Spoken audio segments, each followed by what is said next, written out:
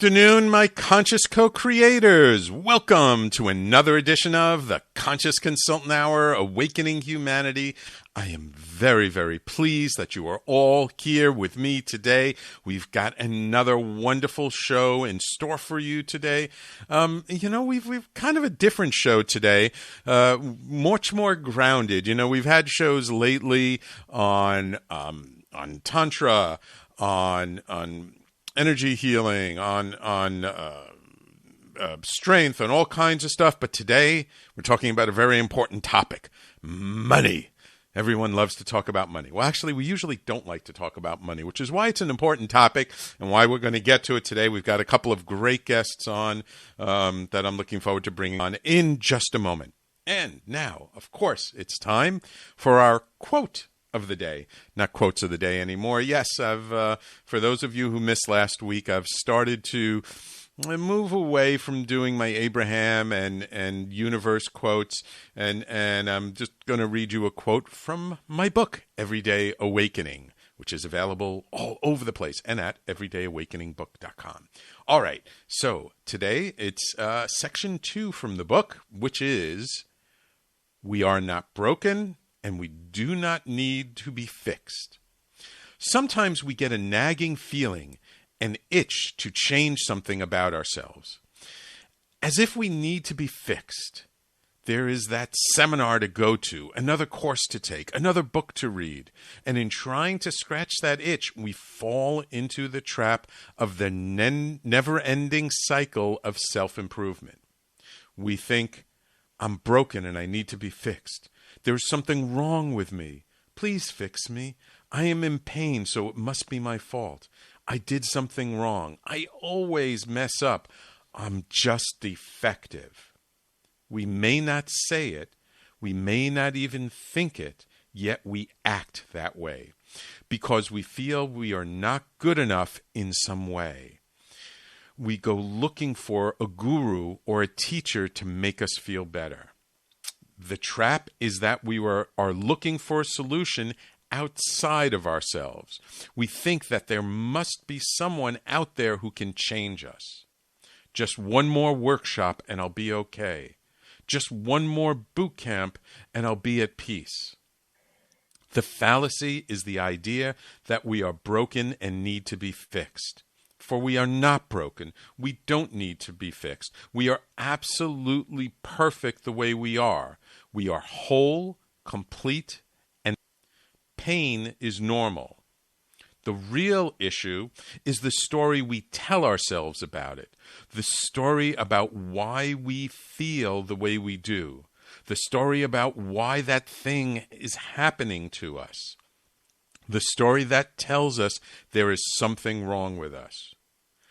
What if there's not something wrong with us? What if that story is false? What if everything that happened to us is here to serve us? What if everything is perfect and we are perfect too, just learning our lessons and growing every day? What if the real issue is the story we made up about the issue? What if you don't need to go to another seminar, another boot camp to feel better? What if the only thing that prevents you from feeling better about yourself is you? If the stories don't serve you, there's no purpose in hanging on to them. When we drop the stories, everything changes. When we let go of the stories, we can start fresh. We can start anew. And we can feel better about ourselves in an instant. We may not be able to drop the story right away, but there is a way for you to reinterpret the age-old story that has been haunting you to something a little kinder, a little gentler on yourself. So, this is the second essay in the book. And it's one that I'm actually very passionate about because in the work that I've been doing and over my years, and look, I write about this because I'm as guilty of this as anybody else. There was that time where I kept going to seminars. I had to study under one more teacher. I had to do like one more thing just to feel like, oh, okay, I just need this one more thing, and then I'll be okay. There's one other thing, and I'll feel good about myself. This one other thing, and then everything will be fine. And actually, no. The feeling fine comes from within. Nobody in the external world is going to help us to feel better about ourselves. Now, people can be our guides. People can show us examples. People can tell us stories that we can relate to that can maybe help us along our path. But they can't walk the path for us. Nobody can. It is our unique path to walk. And the thing is, there's nothing wrong with it. And that is really, I think, the challenge that we all have, that just because something doesn't go the way we want, just because we're in pain, just because we've suffered loss or grief or trauma, does not mean that there's something wrong with us or with life. It's all a part of life. And we may not see it, and we may not feel it because we don't have the perspective when we're in it in the moment. But one day we will have the perspective, and one day we will see how sometimes our greatest struggles were our greatest opportunities to grow, to learn about ourselves, to develop our confidence, to understand how strong we are, that if we could get through that, we could get through anything. And indeed, that we were here not to be suffering all the time, not to be in pain all the time, that we were here to love and laugh and play and enjoy life and to live more fully. And I guess this essay kind of grew out of a bit of my frustration with the personal development industry, because so much of it, not all of it, there are some amazing, wonderful teachers. Many of them I've had on my show. But there are amazing teachers out there, but there are a lot that their whole purpose is to get you to keep coming back. It's to enroll you into the next thing and the next thing and the next thing, and they don't empower you to enroll yourself into your next big thing. They don't empower you to rely on yourself and not on them. Now, look, this is not to say that there are not great strategies out there, that there are not things to learn, that there are not wonderful techniques that can be really useful. Absolutely there are. Look, I work with people, all right? I facilitate people in many different ways. I'm not saying you shouldn't work with a mentor or a facilitator, but work with one who you can feel and you know from the beginning that their main interest is getting you to a place where you don't even feel you need them anymore. That your desire to work with someone is out of joy, not out of pain or guilt or shame or trauma.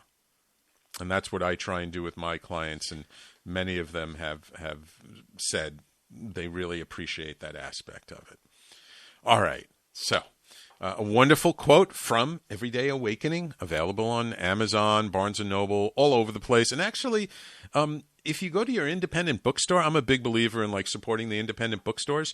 You can ask them to order it, and they can order it, because we are listed on Ingram, and Ingram sells as a distributor, goes to all the big bookstores, so on small bookstores. So go to your independent bookstore if you haven't gotten a copy yet, and say, hey, there's this book, Everyday Awakening. The author is Sam Leibowitz. Could you order it for me?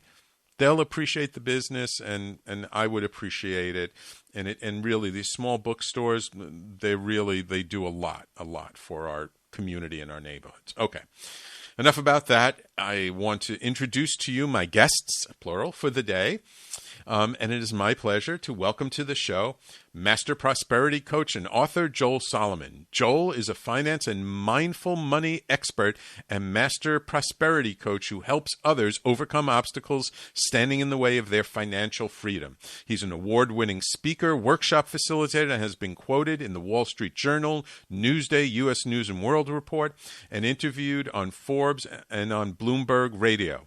As a manager of a $700 million portfolio, the creator of his own successful hedge fund, and the author of 2 best-selling books, The 9 Money Rules Millionaires Use and Mindful Money Management, Joel is an expert in the field of finance and the mindset of money. Becoming a certified infinite possibilities trainer from our dear friend Mike Dooley, we love Mike Dooley here, and trailblazer in 2017, he ignited a dream in Joel's heart to help over 100,000 people become financially free so they too could live a life of their dreams. See, a person like myself dedicated to service. As well, I would also like to welcome Molly Singh, who is a university professor, author, and IT program manager. She earned her MBA in global business. She is also a certified infinite possibilities trainer and a Gottman 7 principles leader. I'm going to have to ask her about that. I have no idea what that is.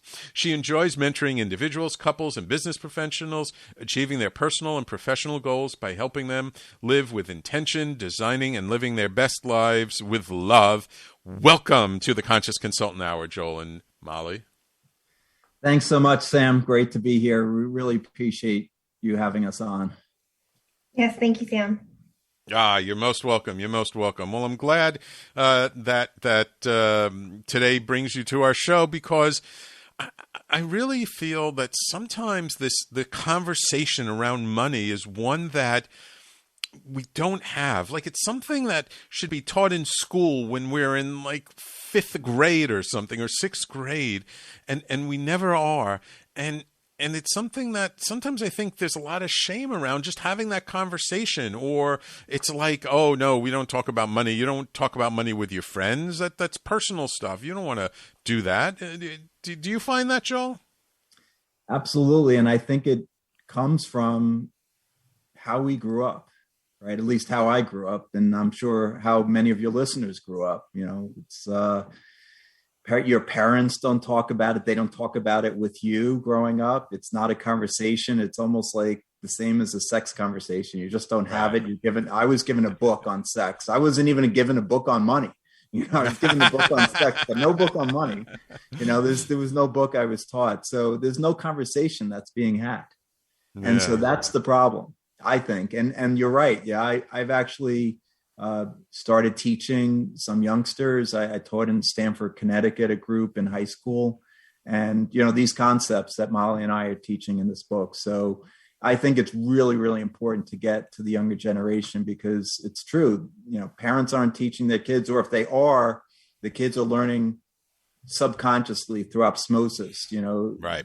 We can't afford that. Money doesn't grow on trees. You know, we go down a different aisle in the Toys R Us, or we used to, so that they avoid the toys that they can't afford. You know, that whole process is not helpful. Yeah, I mean, my whole recollection of the money conversation when I was a kid is my mom always yelling at my dad that she didn't have enough money for the household. You know, that's all. So it was always a very scarcity mentality. And the funny thing is, God, I mean, my mom was just a school teacher, but man, she was good with money. She accumulated a lot of money over her lifetime. You wouldn't think of it to look. I mean, you know, she was always clipping the coupons, always being very, very frugal. But by the time she passed away, she had actually amassed quite a decent estate. Not huge, not, you know, gigantic, but much bigger than you would have ever thought just looking at how she lived her life. Okay, and Molly, just real quick, because we've got to go to break second. And the money conversation actually transcends cultural things, doesn't it? I mean, coming from different cultural backgrounds, those challenges tend to be pretty similar, don't they? So I think that money does money is just an issue, I think, for everybody. Everyone considers it taboo to talk about. The messages are very mixed. It's you either pretend like you have a lot, or at home you say you don't have anything. So the mixed messages are what's the biggest thing that you're going to find, but between couples, it's one of the biggest arguments that people have. And it's one of the biggest reasons people get divorced, which is why we've come together talking about love and money. Ah, beautiful, beautiful. Okay, so we're going to go to our first break. When we come back, I just want to ask you guys about how the two of you met. How did you come together to work on this project? And then why did you so focus on money in terms of your careers and education and why this topic? Like, what about it resonated with the two of you that you decided to really dedicate your time, your energy, and your effort into talking about this conversation, okay? All right. So everybody, please stay tuned. You're listening to the Conscious Consultant Hour, Awakening Humanity. We do this every Thursday, 12 noon to 1 p.m. Eastern, right here on TalkRadio.nyc, all over Facebook, on our Facebook Live video. And afterwards, if you missed the live show, we're recorded on all the podcast platforms, Apple, Google, Stitcher, Spotify, Amazon, and just a whole bunch of others as well. We will be right back after this. You're listening to Talk Radio NYC at www.talkradio.nyc. Now broadcasting 24 hours a day.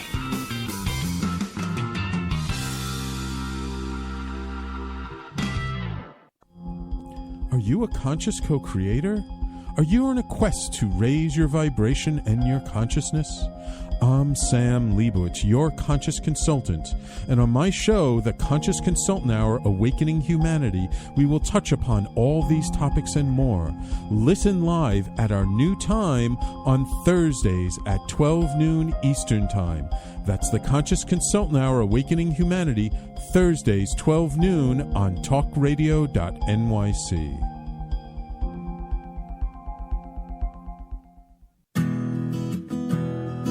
Are you interested in having a better relationship with yourself, others, and God? Greetings. I'm your host, Dr. George Andow, for the show A Journey Through into Awareness. On my show, we journey into the awareness that the mind of God is the true seat of our personal consciousness. We join together each Monday at 7 p.m., so tune in on Talk Radio NYC. Did you know that nearly 1 in 5 adults in the U.S. battles mental illness?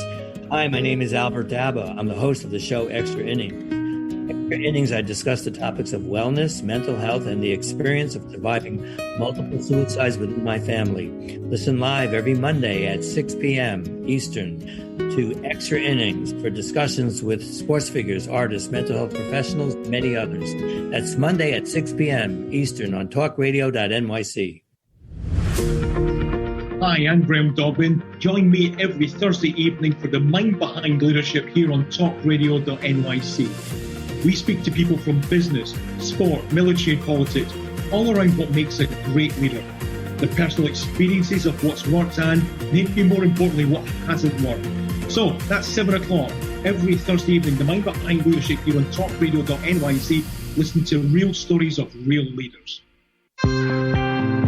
You're listening to Talk Radio NYC. Uplift, educate, empower.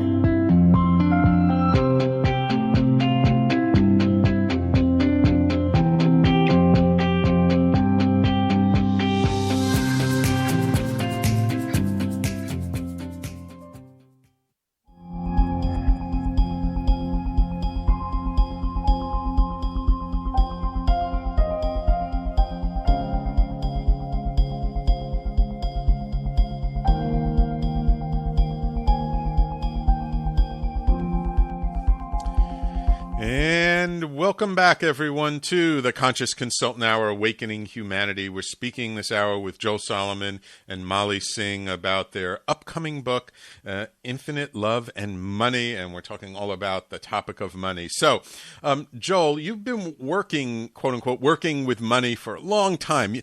I got to ask you, when you were a little kid, were you like one of those kids who like dominated the game of Monopoly when you played with your friends? I did do pretty well in Monopoly, yes. And my kids also do quite well in Monopoly as well. Yeah. Okay. Molly, you're a university professor. You've got an MBA. What what made you decide that you wanted to help people around this topic of money? Was there some personal experience, or was it just a need that you saw? So I come together with Joel from the perspective of being a 7 Principles leader through the Gottman course, which Dr. John Gottman wrote, The 7 Principles That Make a Marriage Work. And for me, I do a lot of work with couples around creating a conscious coupling, to being present with each other, to diving deeper into who they are as people, and then who they can become as a couple because of it. I wrote a book, Infinitely Loving. It's a workbook for couples to dive deeper into that. And so Joel and I came together with that in mind, because we bring those two unique perspectives together. Now, I do have a background in... So just one quick question. Just to clarify for my audience, I don't want any confusion. You and Joel are not married. No. No, you're not partners that way. So I just wanted to be clear for my audience, because, it's easy, because I've had many couples on my show over the years. So I just want to be clear about that. No, we're writing partners and friends. Okay. Got it. So this is how we came together. We found out we were both writing a book around the same time. And so he found out what book I was writing, and I found out what book he was writing. He actually had the greatest idea to join forces and come together and say, hey, money is a big reason couples don't work out. And so to that end, we've worked together. And Wonderful. So how did the two of you initially meet? So we actually met through Mike Dooley. So we were both, in fact, we were both certified in 2017 in Santa Fe, New Mexico, and we'd actually meet each other. But the next year in 2018, we were both speakers at Mike Dooley's Infinite Possibilities Train the Trainer. And that's when we really got to know each other. And a couple months later, I was jogging. I jog every day, and I was jogging around my house, and I had this aha moment that Molly and I should work together. She has she's a master couples coach. And I had actually had a conversation with one of my clients, which was the impetus for this. And I've been working with him, and we had been I was working with his mindset around money. And we started getting into some negative cash flow issues that he had. And I said to him, we should probably he's married, and we should probably have a conversation with you and your wife. He's like, no, I'm the money guy. She doesn't need to know anything. She doesn't know anything. And I thought to myself, this can't be a good way to manage your communication or your money. And then while I was jogging the next day, I was like, Molly and I need to get together. This couple is not unlike the world. The world has a lack of communication about money. Molly's the expert here. We need to get together. And I first thought, workshop or seminar. And then it's like, wait, let's write a book together. That can really be of service to others. Yeah. No, I love that. I love the idea. I love collaborations like that. I'm in a couple of collaborations at the moment myself, working with a couple of people to develop some classes. So Molly, what did you think when Joel first kind of came to you and said, hey, you're writing a book, I'm writing a book, why don't we do something together? Was your initial reaction, yeah, great idea? Was your initial action, I don't know, let me think about that? Actually, it took me no time at all to think about it. It was so perfect. The idea was perfect. We both believe in law of attraction. We're both versed in trainers and trailblazers through Infinite Possibilities. So combining that work with our individual works just was a natural fit. Wonderful.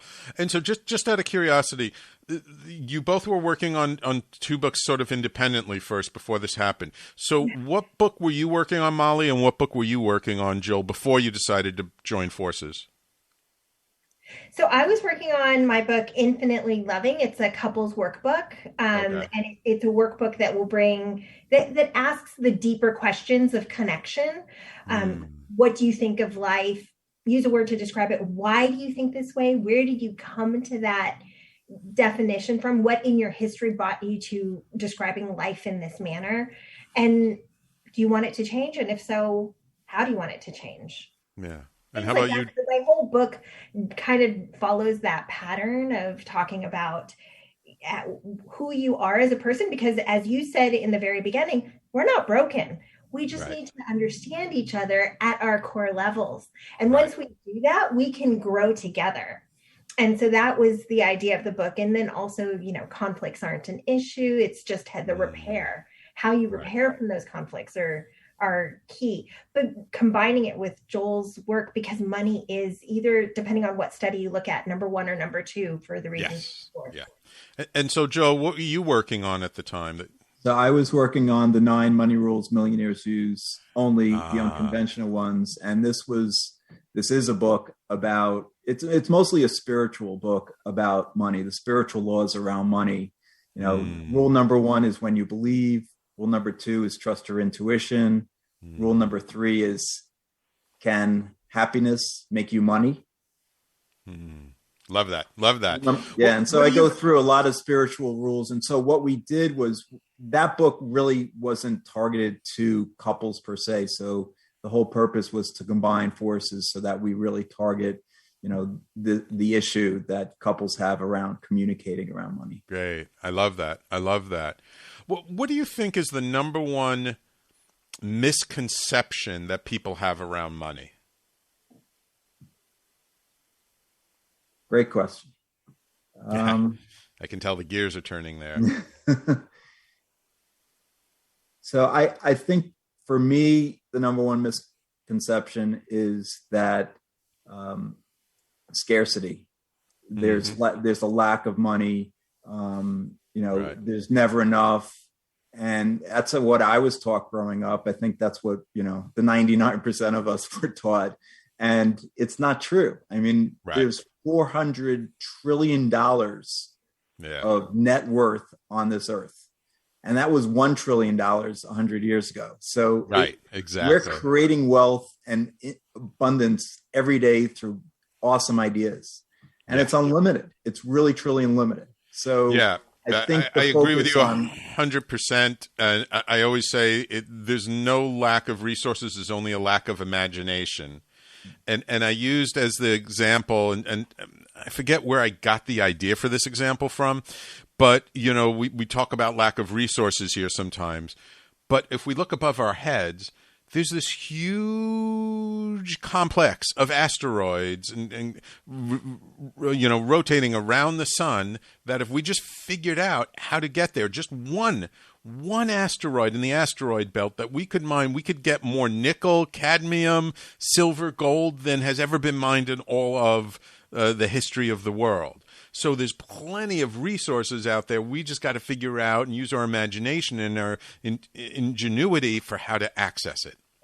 So for couples, what I find is the biggest problem that they have with money is that they think it's a binary choice. It's either we spend for him or we spend for me, or we do what she wants or we do what I want. And again, coming back to both of your points, it's not that. We can do both. We can find a way to do both. Right. It's not either or, it's and. Right. Mm-hmm. Yeah, totally. Absolutely. Okay, great. So when we come back, I want to ask you about the difference between how men and women view money. Do they view it the same or do they view it differently? Okay, Molly? So think about that. We're going to take a quick break. Everyone, please stay tuned. You're listening to the Conscious Consultant Hour, Awakening Humanity. We do this every Thursday, 12 noon to 1 p.m. Eastern, right here on TalkRadio.NYC. We're talking today with Joel Solomon and Molly Singh, co-authors of the upcoming book, Infinite Love and Money, and we'll be right back. You're listening to Talk Radio NYC. Uplift, educate, empower.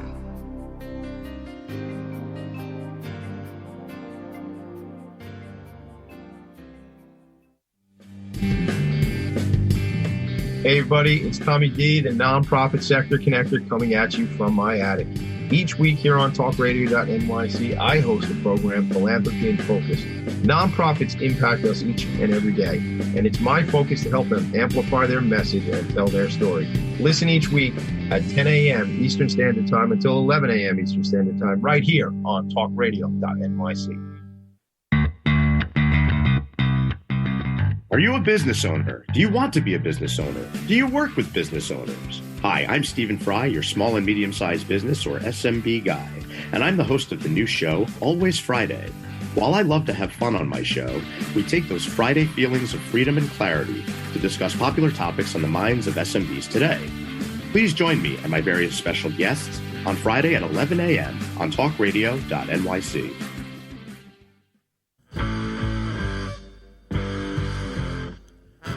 Do you run or are ready to open your own business? Hi, I'm Jeremiah Fox. I've been operating and opening small business for the last 25 years, and I'm the host of the new show, The Entrepreneurial Web. Tune in every Friday at noon Eastern Time for insights and stories on the nuances of running small business right here on Fridays at noon, TalkRadio.NYC.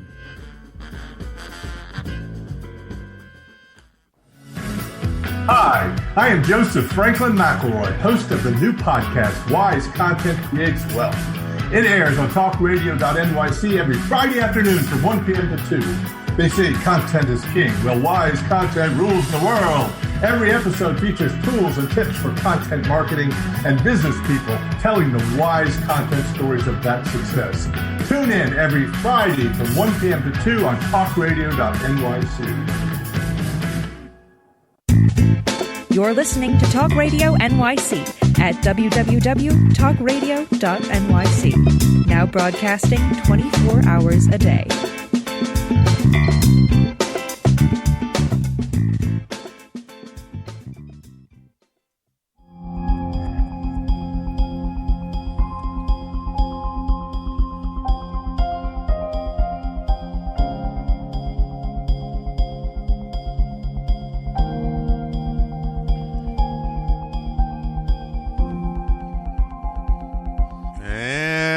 Welcome back to the Conscious Consultant Hour, Awakening Humanity.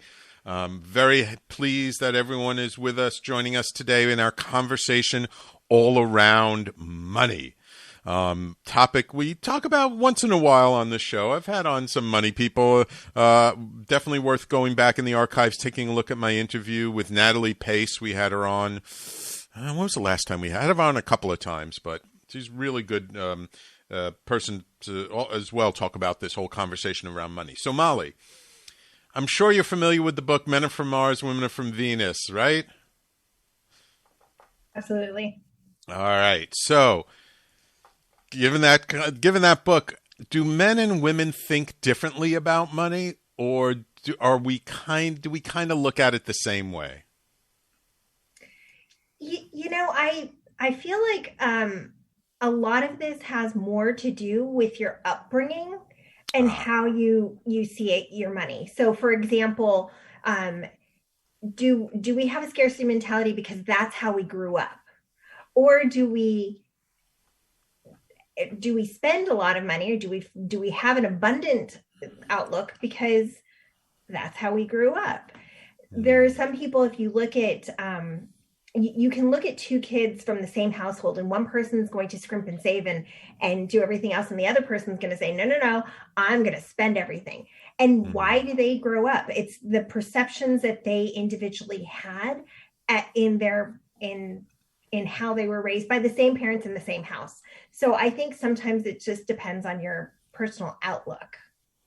Gotcha. So it's a very individual thing, you're saying. I yes. So, because I was just curious, Joel, do you find, you mentioned before about that couple where the guy said he takes care of all the money, the woman doesn't know anything about money. Do you find that that's very common, or does the roles flip both ways?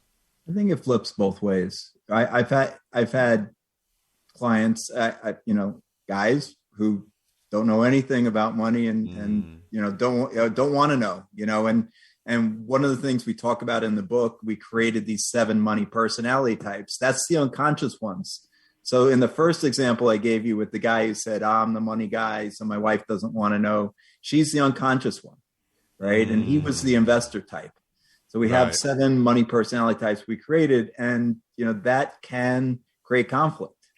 Right? So you're 2 completely different money personality types, and you want to go in a certain direction, and your partner wants to go in a different direction. And so Molly gets into this a lot in the book, talking about, conflict resolution, and how, it's good to have differences. Yeah, absolutely. I mean, and I am, I feel sometimes a little bit more sensitive to the ideas of cultural sensitivity around also money issues, because my wife is from China. And in China, it's kind of differently. I mean, she tells me it's very common in China where the man is going out and he's working hard and supporting the family, but then he comes home, he gives everything to the wife, and the wife manages the budget for the household. And the wife is the one who takes care of all the paying the bills and doing everything.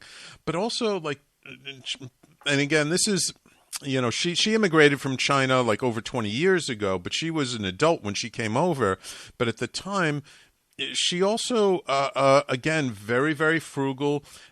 Many Chinese households, they don't spend a lot of money on the quote unquote what they considered frivolous things that we consider like just standard lifestyle expenses, but they save like 50% of what they make in a year, which for Americans is like what? Like what's the average savings rate for American? Is it like 2 or 3% a year? Probably 0. Exactly. So it just blows my mind, that there are these different societal norms, yet how we feel about it can be very similar. I think it comes down to the feeling of safety.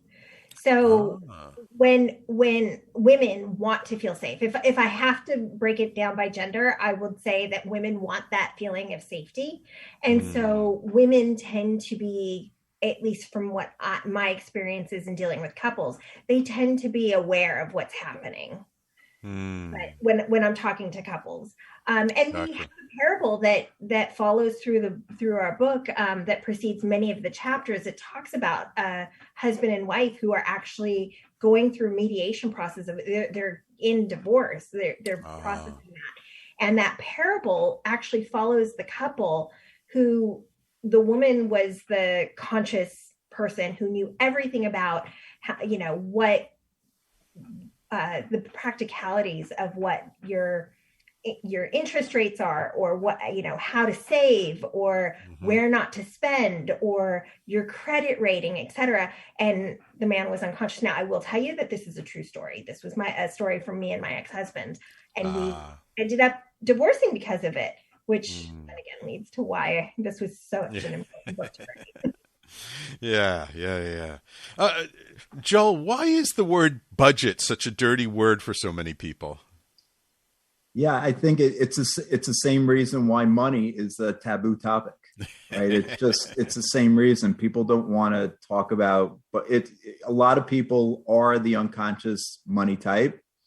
Which means they have their head in the sand and they don't want to know. So when you propose budgeting to them, which is actually rule number 7 in the 9 money rules, and by the way, more than 80% of millionaires budget.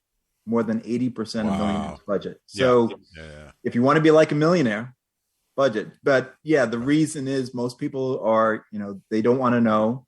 And look, just what we talked about, the savings rate, at least here in the United States, is not great. And so you don't really want to know the bad news. So you'd rather have your head in the sand.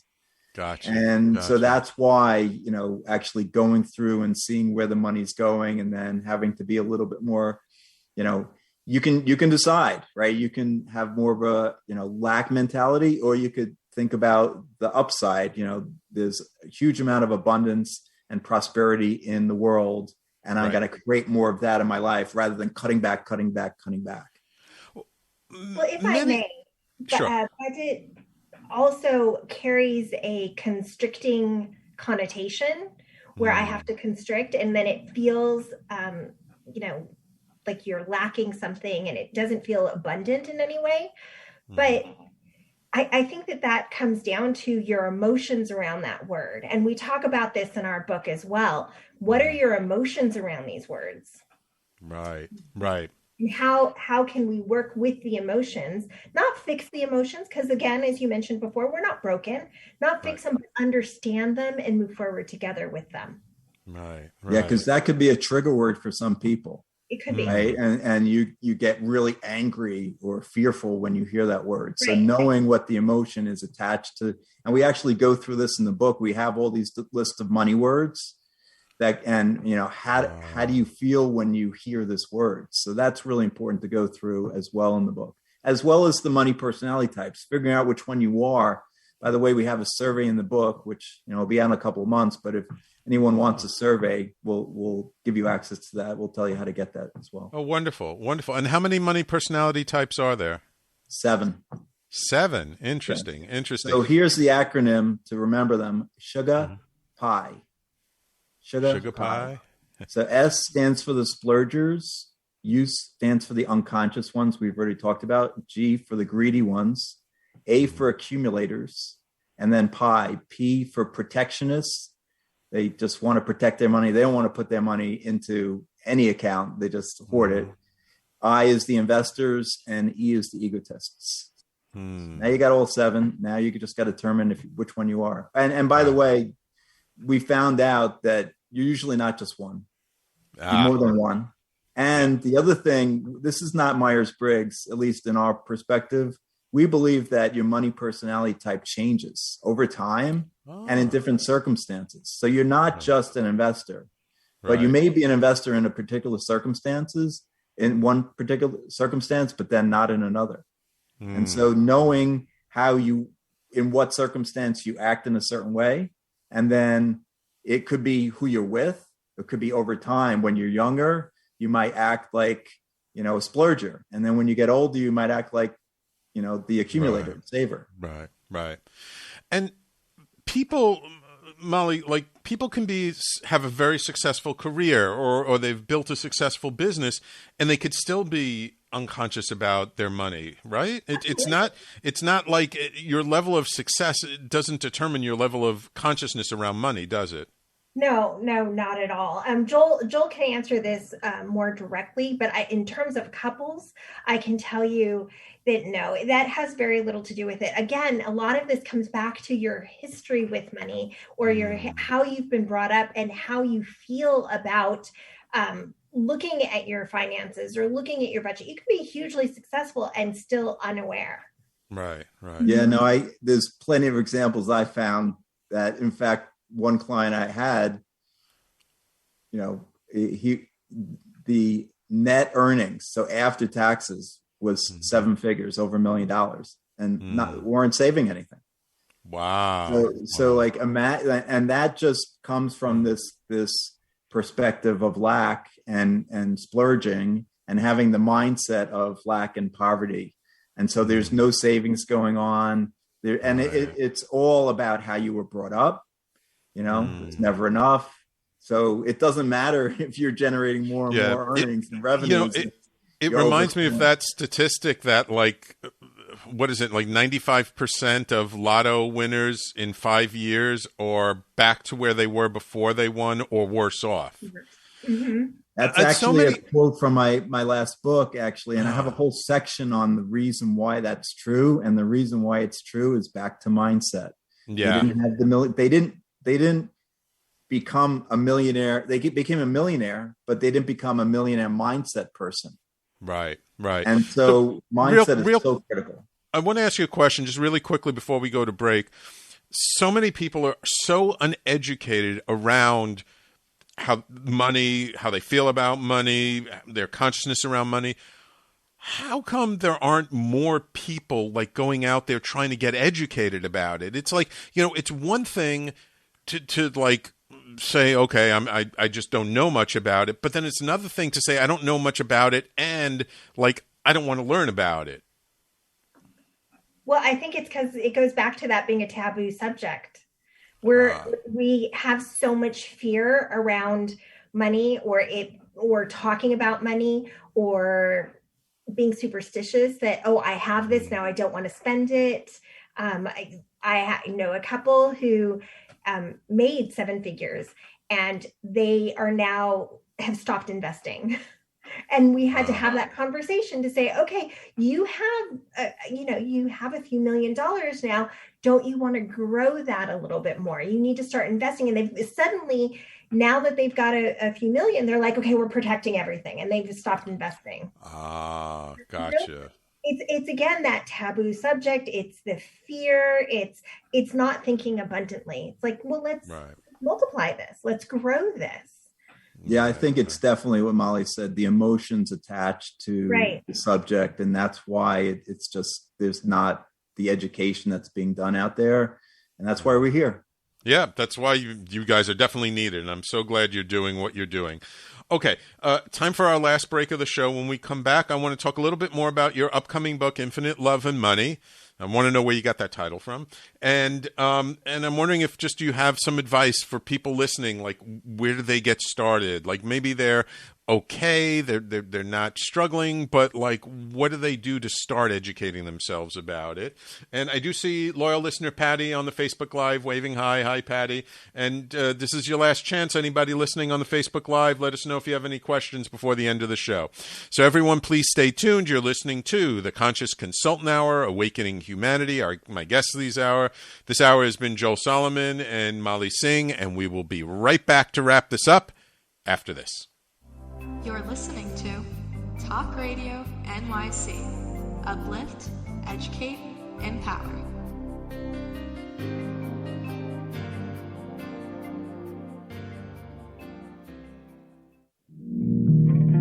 Are you a small business trying to navigate the COVID-19 related employment laws? Hello, I'm Eric Sauver, employment law business law attorney and host of the new radio show Employment Law Today. On my show, we'll have guests to discuss the common employment law challenges business owners are facing during these trying times. Tune in on Tuesday evenings from 5 p.m. to 6 p.m. Eastern Time on TalkRadio.nyc. Howdy, I am Joseph Franklin McElroy, host of the new podcast, Gateway to the Smokies. It airs on TalkRadio.nyc every Tuesday night from 6 p.m. to 7. Every episode is dedicated to memorable experiences in the Great Smoky Mountains National Park and surrounding areas. This show features experts and locals who will expound upon the richness of culture, history, and adventure that awaits you in the Smokies. Tune in every Tuesday from 6 p.m. to 7 on TalkRadio.nyc.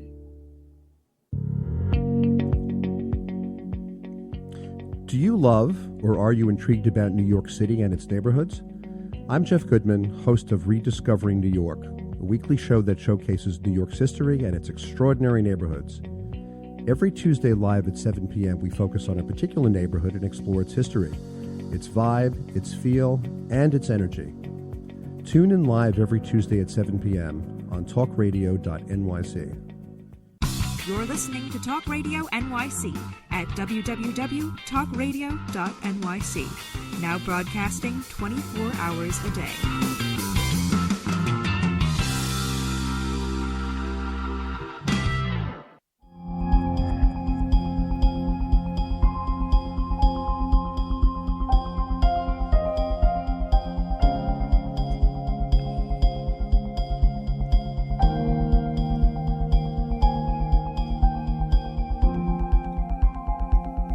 And welcome back to the Conscious Consultant Hour, Awakening Humanity.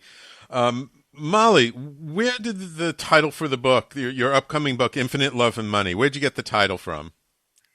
So I got the title from my own book, Infinitely Loving, and we were combining it with Joel's money rules. So we want to share infinite love and money and how to have that with people. I see. And would you say the two are interrelated? Of course. I think they are. They are. Absolutely. So, Joel, I mean, given, we're in challenging economic times right now, right? I mean, more people unemployed than there's been unemployment since like the Great Depression. Very challenging stuff, yet at the same time, the stock market's going through the roof. What kind of advice, what kind of like practical tips would you give somebody who is listening to the show and they say, you know what? I really don't know much about my money mindset. I don't know much about, where to even start educating myself. What would you recommend to those people? How would you get them started? I think the first, as you started out the show, right? It's everything's internal. It's not external. So you got to get to know yourself, right? Know your emotions around money. Know how these words treat you. I have a financial freedom survey on my website, and it's all about, what are your subconscious beliefs around money? What are your beliefs around? And if you hear a certain statement like, I am a money magnet, or lucrative opportunities always come my way, or I am financially free, do you start cringing? How do you feel around these different statements? Do you believe that you can be rich and spiritual? A lot of people I've met, no, that's not possible. Yeah. Why not? So you need to be self-aware. You need to want to learn more about yourself and how you were brought up and how these subconscious beliefs are impacting you today. And then we can move forward. But the first step is really understanding yourself. And as a couple, understanding yourselves together and how you're interacting, how you have you had arguments around money in the past? And why, and what are your triggers, and how to move forward from there. Right. So Molly, what is some of the key things that couples can do to keep money from becoming the thing that divides them? So I think one of the biggest things to do is to actually sit down and talk to each other. And one of the things that I always suggest is to first start with, I feel. We have a couple of techniques in the book and one of them is called I Feel a Solution. So I feel, and own your feelings around whatever it is. I feel fearful about our budget. I feel fearful about the word budget. It frightens me when we have to look at our finances, and then offer a solution within that. Let your partner tell you in their own words first, that they understand how you feel. I hear you feel insecure. Yes. Okay. How do we do it? What is our solution around that? And then create a solution around it. So really coming together and give and take with the language with each other. One of the things we have in the book is a game. We call it the budget game. So making things fun, like playing the game of Monopoly, making things fun and expecting good things to happen, as opposed to worry, which I say worry is just negative future planning, right? You're thinking about what you don't want to happen, right? So why not thinking about what you do? So thinking about money in terms of fun and expectation rather than worry and fear and scarcity and all those kinds of negative feelings. So like, how do you shift it? Play a game. Gotcha. And sometimes, we can get ourselves out of a difficult financial situation by also being a little creative, right? Like one of the things I saw people doing who were educating themselves about money is they got themselves to that point of financial freedom, not by necessarily making a ton of money, but by simplifying their lifestyle and by deciding like what's really important to them, what's essential, that then they were able to sort of cut back and not have as big an overhead, not have as many expenses. They got rid of their car. They downsized to smaller living quarters because they weren't there that much at the time. And then they were able to have the freedom that now, or they moved from a place like New York City, which is ridiculously expensive to live, to a place that's less expensive to live. So their money went a longer way. So it's not always about, I gotta just make more money. That's not always the solution, is it? Correct. So the way I define financial freedom is you have income from your passive income investments that cover your expenses so you don't have to work. So the example is, say your expenses are $5,000. I'm using a number that makes the math easy. So if your expenses are $5,000 a month, that's $60,000 a year. You need $1 million. You're earning 6% to become financially free. So it's you want to get so you can have your expenses come down to a level or investments go up. So either way it works to become financially free. Right. Okay, so we're almost at the end of the show. So your upcoming book, it's called Infinite Love and Money. When is it going to come out? May 14th. May 14th. Wonderful. And where will it be published? Where will people be able to find it? We'll get it'll be published on Amazon. Okay, wonderful. And anything coming up around the book, or anything coming up in the meantime that you want to let our audience know about? Well, I actually, on Thursday night, March 18th, I'm starting my next 3-month Money Miracles course, which has been just mind-blowing for me personally, because this is the 5th time I'm doing it. And the people in the course have generated over $800,000, manifest over $800,000. So it's pretty incredible course. And so where would they go to find out about that? How would they get in touch with you and learn all this good stuff? So it's on my website, salamour.com, SALAURMOR.com. It's named after my daughters, Lauren and Morgan. So salamour.com. And by the way, so we talked a little bit about the money personality types. We want to give away a free book. We're going to raffle off a free book. Anybody who wants to know their money personality type, they can email me, Joel at SALAURMOR.com, and we'll send you the survey so you can fill it out and figure out which money personality type you are, at least today. Mm-hmm. Absolutely. And that's, how do you spell Salamour again? SALAURMOR.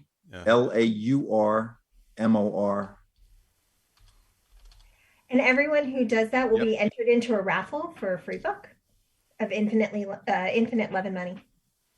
Got it. Wonderful. And for you, Molly, if people want to get in touch with you, how would they find you? I find me on my website, mollysingh.com. That's MOLLIESINGH.com. All right. Wonderful. Thank you both so much. I really appreciate you both coming on the show today. Again, the upcoming book, which will be out May 14th or 15th, you said? 14th. Infinite Love and Money. Joel Solomon, Molly Singh, thank you so much for coming on and having this important conversation on the show today. Thank you. Thank you, Sam. Great to be here. Wonderful. And thank you, my loyal listeners, for tuning in this week and every week. You know, that without you, there's no show. I really appreciate you all tuning in. Let me know your questions. Next week, we have another wonderful guest. Who do I have next week? Let me just check real quick. Michael Gelb, a very successful business person. I'm looking forward to having him on the show next week. And hopefully starting next week, as long as there's no technical difficulties. Before my show, we're premiering a new show on the Talk Radio Network, the 6:30 Call, oddly enough, happening at 11 a.m. on Thursdays, right before the Conscious Consultant Hour. And please stay tuned. Coming up next, immediately following my show, it's Ken Foster and his show, Voices of Courage, followed later this evening at 7 p.m. Eastern Time with Graham Dobbin and his show, The Mind Behind Leadership. And, of course, on Friday, we have our whole big block of shows, of business-related shows, starting with Philanthropy in Focus at 10 a.m., followed by Always Friday, The Entrepreneurial Web, and Wise Content Creates Wealth. And then you'll have an amazing weekend digesting all of that. All right. Thank you all for tuning in. We will talk to you next week.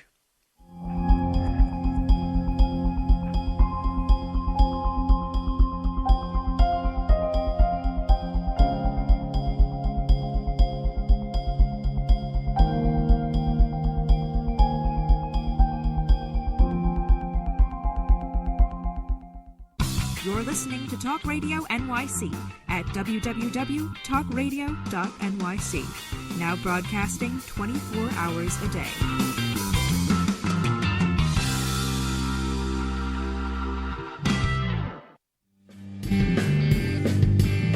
Hey everybody, it's Tommy D, the nonprofit sector connector, coming at you from my attic. Each week here on TalkRadio.nyc, I host the program Philanthropy in Focus. Nonprofits impact us each and every day, and it's my focus to help them amplify their message and tell their story. Listen each week at 10 a.m. Eastern Standard Time until 11 a.m. Eastern Standard Time, right here on TalkRadio.nyc. Hi, I'm Graham Dobbin. Join me every Thursday evening for the Mind Behind Leadership here on TalkRadio.NYC. We speak to people from business, sport, military and politics, all around what makes a great leader. The personal experiences of what's worked and, maybe more importantly, what hasn't worked. So, that's 7 o'clock every Thursday evening, the Mind Behind Leadership here on TalkRadio.NYC. Listen to real stories of real leaders. Hi, I am Joseph Franklin McElroy, host of the new podcast, Wise Content Creates Wealth. It airs on TalkRadio.NYC every Friday afternoon from 1 p.m. to 2. They say content is king. Well, wise content rules the world. Every episode features tools and tips for content marketing and business people telling the wise content stories of that success. Tune in every Friday from 1 p.m. to 2 on TalkRadio.NYC. Hey, all you listeners, looking to boost your business? Why not advertise on Talk Radio NYC with very reasonable rates? Interested? Simply send us a message on our website, talkradio.nyc.